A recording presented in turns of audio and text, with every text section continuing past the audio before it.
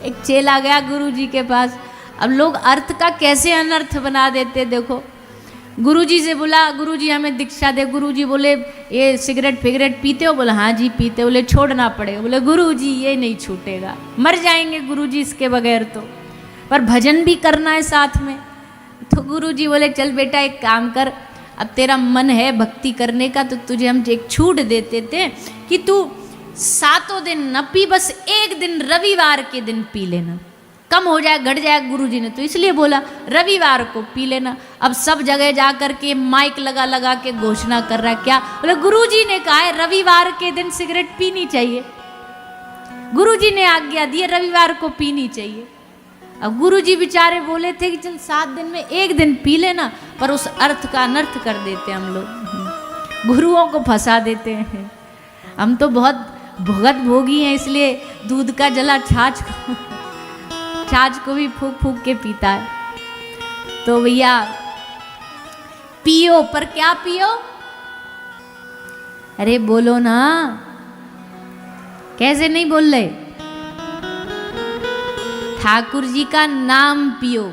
दुनियादारी तो दुनिया वाली तो बहुत पी ली, दुनिया वाली तो पी पी के बस पड़े हैं मदमस्त, एकदम झूमते घूम रहे हैं, नालियों में पड़े हैं। और नालियों में पड़े पड़े भी उनको क्या बोलते हैं? अरे धन्य है भारत की सरकार, गंगा जी को हमारे करेरा में ही ले आई, कहीं जाना ही नहीं पड़ा, यहीं पड़े हैं। इसी को गंगा जमुना समझे हुए मस्त पड़े हैं। इनकी भी एक अलग ही दुनिया होती है भैया, पीने वालों की भी एक अलग ही दुनिया होती है। इनके जैसा कोई मत वाला देखा नहीं जाता, इनसे कोई अड़ना भी नहीं चाहिए इनसे। क्यों? क्योंकि ये अलग ही दुनिया में रहते हैं। एक बार यमराज जी आए किसी पियक्कड़ को लेने के लिए, तो बेचारे यमराज जी आए, यमराज जी बोले चलो भैया तुम्हारा समय हो गया, बैठो हमारे इसमें। तो पीने वाला बोलता ना, हम पीछे नहीं बैठेंगे। यमराज जी को बोला यमराज जी आज तुम पीछे बैठो, आज भैंसा आपका भाई चलाएगा, आज हम चलाएंगे, तुम सवारी बन के। यमराज जी दोबारा से इनके पीछे ही नहीं पड़े। तो भैया कह रही है तो हम विनोद में कह रहे हैं, पर इसके साथ साथ ये भी कह रहे हैं कि जी संसार में भगवान ने खाने पीने की बहुत बढ़िया बढ़िया चीज़ें बनाई हैं। ऐसे ही क्यों खाना पीना जिससे घर बर्बाद, बालक बच्चे बर्बाद, खानदान बर्बाद, सब बर्बाद हो जाता है। क्या छोड़ता है नशा? बताओ, जीवन में कुछ बचता है? सब बर्बाद कर देता है।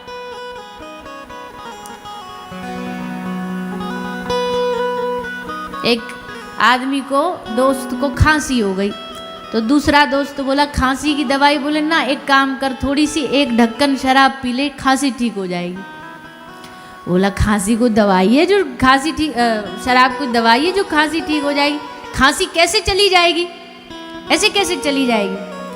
तो वो आदमी बोला भैया शराब से मेरा घर चला गया, मेरी प्रॉपर्टी चली गई, मेरी जमीन चली गई, मेरे घर चली गए, मेरे बीवी बच्चे चले गए, तेरी इतनी सी खांसी नहीं जाएगी क्या?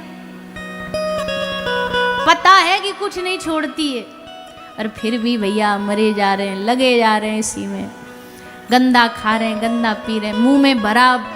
अब हम क्या बोलें, ज़्यादा समझदार को इशारा काफ़ी है, पर मुंह में इतना माल मसाला भरे रहेंगे। पता है, अच्छा जरा ने बोलेंगे, अगर उनसे नाम भी पूछ लो ना, भैया तुम्हारा नाम क्या, तो बता नहीं सकते, क्योंकि बताएंगे तो माल बाहर आ जाएगा। तो ब ऐसे ही करते रहते हैं। कैसी विचित्र स्थिति है भैया। भगवान ने मेवा बनाए हैं, काजू बादाम बनाए हैं, वो खा लो, फल खा लो, कितने बढ़िया बढ़िया अनार दाने खा लो, इतनी भगवान ने खाने की व्यवस्था बनाई, पर हमें तो वही खाना है जिससे हमारा शरीर खराब हो, परिवार खराब हो, जीवन खराब हो।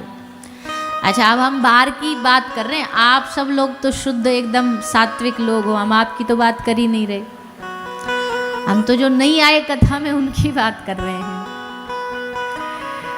भैया हम सनातन धर्म के लोग हैं, हम ऋषियों के लोग हैं, हमको ऋषियों की संतान बन के रहना है। हम मनु महाराज की संतान हैं। दुनिया करे जो करना चाहे करे, पर हम जो भारतीय हैं हम पर बड़ी जिम्मेदारी है। हम अपने धर्म, संस्कार, संस्कृति, अच्छाई इसको बनाए रखें। तो अब इतना ही प्रवचन बहुत है हमारे हिसाब से, मानो न मानो खुशी आपकी। हम तो यात्री हैं, 3 दिन बाद फिर अपने घर जाएंगे, फिर यही भाषण कहीं और जाके देंगे। अब जितने मान जाए उनका भला, न माने उनका भी भला, पर आज नहीं मानो कभी तो मानना पड़ेगा। और कैसे मानोगे? सुनो, हमको भी बहुत सारे ऐसे जीवन में लोग मिलते हैं नशे वाले, जो बेचारे चाहते नशा छूटे पर छोड़ नहीं पाते। क्यों? क्योंकि तगड़ी आदत है, छूटती नहीं है। तो भैया एक काम करो, अगर किसी भी नशे को छोड़ना है तो एक ही चीज़ करनी पड़ती है, उस नशे से और तगड़ा नशा पकड़ लो। छोटे नशे को छुड़ाना तो बड़ा नशा पकड़ लो। और इस दुनिया में सबसे बड़ा नशा जानते हो क्या है? बोलो, नहीं जानते? जानते हो तो क्या जानते हो बताओ? सबसे बड़ा नशा क्या है? भगवान की भक्ति का नशा। इससे बड़ा दुनिया में कोई नशा नहीं। जिसने ये नशा किया छूटे छुटाया नहीं। मीरा के पीछे दुनिया लग गई छुड़ाने, पर छुड़ा पाई? नहीं छुड़ा पाई। ये दुनिया का सबसे बड़ा नशा। महादेव नशा करते थे, है ना? किसका? हाँ, ये अपने चक्कर में, बचने के चक्कर में महादेव को मत लाया करो बीच में। और महादेव भी तो पीते थे, महादेव भी तो भांग खाते थे, महादेव तो जहर भी पीते थे, तुम भी पी लो। भाई देखो, कॉपी करनी है तो फिर फुल करो, आधी अधूरी मत करो। कॉपी करनी तो पूरी पूरी करो। शास्त्र कहता है महादेव नशा करते थे राम नाम का। एक राम राम राम राम राम राम बोलते बोलते एक जगह बैठ जाते, कंठ अवरुद्ध हो जाता महादेव का, आंखें बंद हो जाती, समाधि लग जाती। और कितने समय की समाधि? 88,000 वर्ष तक समाधि में बैठे रहते, एक राम नाम के नशे में। है दुनिया के किसी नशे में ताकत 1 साल तक भी आपको लगातार नशा दे सके? पर राम नाम का नशा, राधा नाम का नशा, कृष्ण नाम का नशा ऐसा है। तो ये भक्ति है, ये प्रेम है। जिसने किया, जिसने इस रस को चखा, वो ही जान सकता है।